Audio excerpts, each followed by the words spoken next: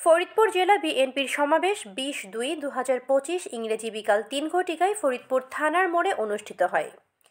উক্ত সমাবেশে প্রধান অতিথি হিসেবে বক্তব্য রাখেন ভাইস চেয়ারম্যান বাংলাদেশ জাতীয়তাবাদী দল কেন্দ্রীয় নির্বাহী কমিটি ডক্টর আসাদুজ্জামান রিপন।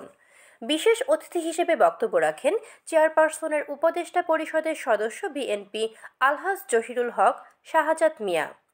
আরও উপস্থিত ছিলেন সাংগঠনিক সম্পাদক বাংলাদেশ জাতীয়তাবাদী দল কেন্দ্রীয় কমিটি ফরিদপুর বিভাগ জনাবা শামা ওবায়দ রিঙ্কু।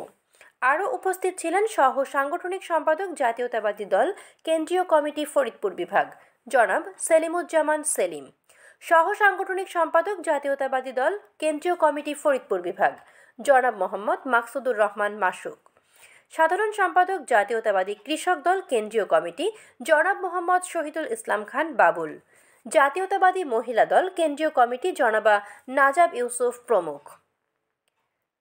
সকল বক্তার বক্তব্যের মধ্য দিয়ে একটা কথাই বারবার ভেসে আসে, জাতীয় সংসদ নির্বাচনের আগে কোনো প্রকার স্থানীয় সরকার নির্বাচন হতে দেওয়া যাবে না এবং নিত্য প্রয়োজনীয় দ্রব্যমূল্যের ঊর্ধ্বগতি, আইন শৃঙ্খলা পরিস্থিতির অবনতি, জাতীয় সংসদ নির্বাচনের রোডম্যাপ ঘোষণা এবং ফ্যাসিবাদী দোসরদের গ্রেফতার করে আইনের আওতায় এনে বিচার কার্যকর করতে হবে। উক্ত সমাবেশে সভাপতিত্ব করেন অ্যাডভোকেট সৈয়দ মোদারেস আলী ঈসা। উক্ত সভায় সভাপতিত্বের স্বাগত বক্তব্যের মধ্য দিয়ে সমাবেশের সমাপ্তি ঘোষণা করা হয়।